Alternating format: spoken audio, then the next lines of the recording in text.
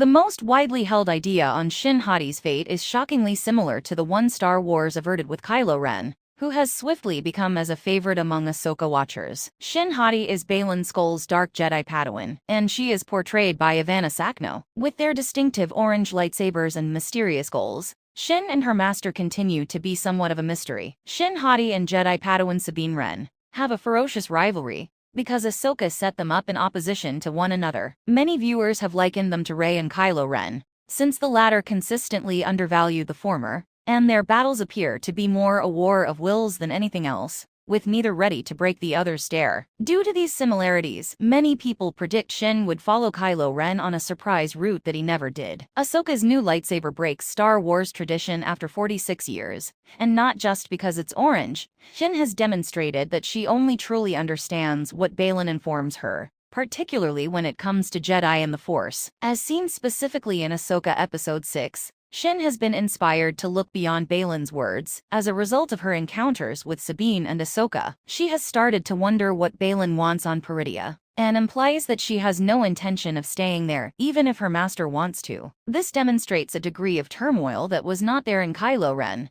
who had internalized his reservations, and was ready to accept Supreme Leader Snoke's urging to turn to the dark side. The audience is starting to believe that Shin will be saved. She's made it apparent that she doesn't desire the type of power Baylan is after, and her time on Peridea has made her more aware of the fact that she has no idea what Baylan has in store for her. Shin could be persuaded by Ahsoka's team, especially Sabine, as a result of her disappointment with Baylan. Similar to those who sailed Kylo Ren and Rey, Shin and Sabine have surpassed all other Ahsoka ships in popularity despite being rivals. Strange similarities even exist between the two pairings, as both engage in a bloody combat in a wooded area. Ahsoka Episode 6 depicts Shin being afraid to pursue Sabine once again, with Baylan to murder her, despite nearly killing her, and occasionally force choking her. Undoubtedly, something has changed, and whether it is affection for Sabine or not, it suggests a change in the course of Shin's narrative. Shin could redeem herself in order to stand by Sabine's side, which is something Kylo was never fully prepared to do for Rey. They have a perfect setup for an enemies-to-lovers dynamic. Is Ahsoka going in a different direction,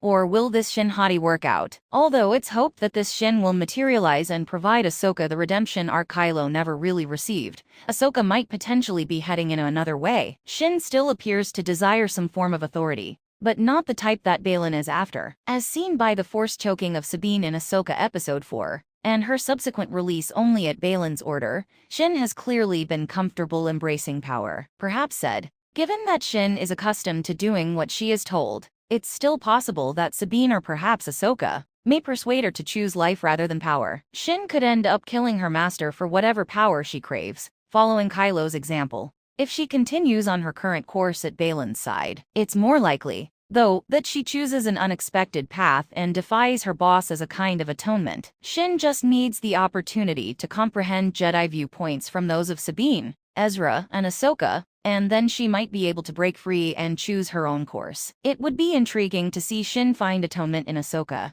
especially as it would follow Kylo Ren's route in the second Star Wars trilogy, and provide a nice what-if comparison for what would have happened had he converted sooner.